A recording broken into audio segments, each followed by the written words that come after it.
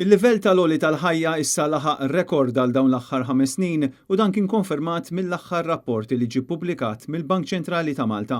Ir-rapport jindika li l-indiċi tal-prezzijiet u allura dak l-indiċi li jagħti indikazzjoni ta' kemm huwa kbir il-pis tal-għoli tal-ħajja żdied minn 0.7% f'Settembru għal 2.6% f'Diċembru li għadda. Skont il-Bank Ċentrali l-aktar fatturi li wassal għal din iż-żieda kien l-esplużjoni fil-prezzijiet tal-ikel, frott u ħaxix u prodotti essenzjali oħrajn. Jissemmew ukoll il-prezzijiet tar-ristoranti u l-ispejjeż marbuta maż-żamma tad-dar.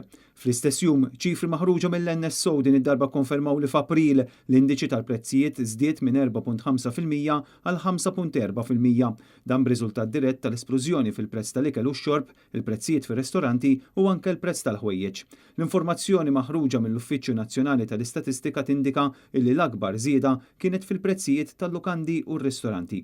Fil-fatt f'April dawn żdiedu bi 15.7%. L-NSO juri kif il-prezzijiet ta' ħwejjeġ u żraben żdiedu b'9.5% fil-waqt li l-ikel u x-xorb mhux alkoħoliku żdied b'1.5%.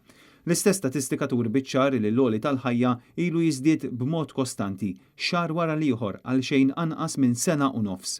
Mhux tabxejn li ħafna familji u ħaddiema kif ukoll pensjonanti mhumiex ilaħqu sal-aħħar tax-xahar. B'unions, ekonomisti u professjonisti fis-settur tax-xogħol jikkonfermaw li ż-żieda ta' 175 li jagħti il-Gvern mhix isservi.